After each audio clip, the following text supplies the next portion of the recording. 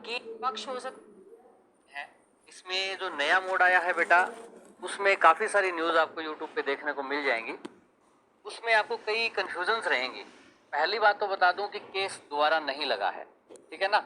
हाँ, दोबारा केस आपको अक्सर कहा जाएगा कि लगा है, तो दोबारा केस नहीं लगा है, पहली बात, ठीक है। क्यों नहीं लगा इसको क्लियर कर दूं।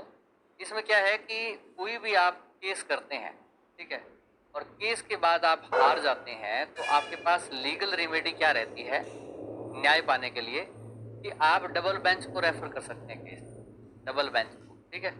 अब डबल बेंच में पहले ही जो डिसीजन आया है, तो इसमें जजेस गई थे, ये सिंगल बेंच में गई नहीं थी, ठीक है। तो इसमें फिर ऑप्शन दूसरा बचा ही नहीं है।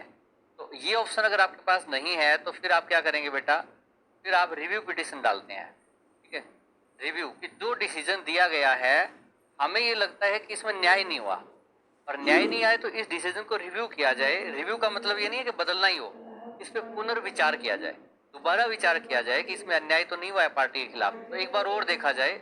उनको ऐसा लगता है कि पेटिशनर को कि अन्याय हुआ है उनके साथ। रिव्यू पिटिशन में भी अगर मान लो हार जाते हैं, तो उसके बाद होता है बेटा curative petition. Curative petition, cure cure का मतलब क्या होता है, हिंदी में इलाज करना, ठीक है। अगर कहीं लगता है कि रिव्यू पिटिशन होने के बाद फिर भी हमें न्याय नहीं मिला, तो फिर क्यूरेटिव पिटिशन जो है फाइल की जाती है सुप्रीम कोर्ट में ही।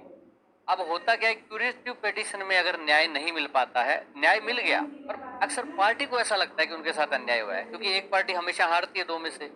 हारने वाली पार्टी फिर क्या होती है, उसके पास ऑप्शन बचता है मर्सी पिटिशन का। मर्सी पिटिशन, मर्सी पिटिशन जो होती है दया याचिका बेटा, वो आपकी जाती है एमएचए को, एमएचए को रेफर कर दी जाती है, वहां से राष्ट्रपति को जाती है आपकी। तो ये जो होती है सिर्फ बेटा, ये होती है आपकी सिर्फ डेथ के केस में। किसमें होगी बेटा, डेथ के केस में। तो क्योंकि ये जो मामला है वो डेथ का तो है नहीं, तो मर्सी पिटिशन तो इसमें बनती नहीं है। आपकी दो ही बनती है, रिव्यू पिटिशन और क्यूरेटिव पिटिशन।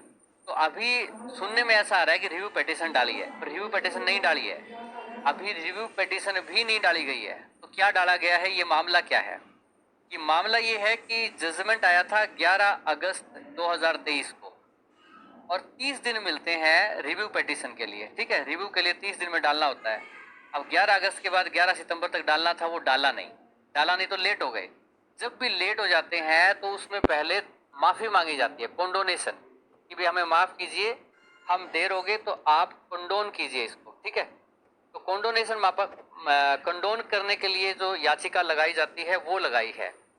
अगर कोर्ट को लगता है कि जो देरी हुई है उसमें वाकई रीजंस थे, ठीक है ना, कोई देरी का लॉजिक था, तो वो माफ कर देते कि ठीक है भाई, हम ठीक है आप लगा दो। तो उसके बाद अब कंडोनेशन अगर स्वीकार हो जाती है, अगर स्वीकार हो गई, तो फिर उसके बाद आपकी रिव्यू पिटिशन फाइल होगी, रिव्यू पिटिशन फाइल होगी, उसके बाद फिर उस पर चर्चा चलेगी, ठीक है।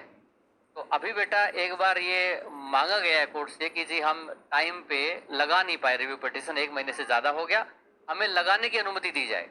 अगर कोर्ट ने अनुमति दे दी तो फिर आपकी रिव्यू पिटिशन फाइल होगी और उस पर आगे कार्रवाई स्टार्ट होगी। रिव्यू पिटिशन के बाद एक और ऑप्शन फिर बच जाता है बीएड वालों के पास, वो है क्यूरेटिव पिटिशन का। मर्सी पिटिशन का ऑप्शन नहीं होता, वो सिर्फ डेथ मामलों के केस में है। तो सिर्फ रिव्यू पिटिशन और क्यूरेटिव पिटिशन दो ऑप्शन बचे हुए हैं। हमारे हाथ में बेटा कुछ नहीं है, जो जानकारी होती है हम सोचते हैं कि आपके पास ठीक पहुंचाएं, ताकि आप भ्रमित ना रहें बहुत सारी गलत जानकारियों से, उसको फिल्टर करना, ठीक है। तो अब बेटा आप जानकारी पसंद आई हो तो इस वीडियो को लाइक कर सकते हैं।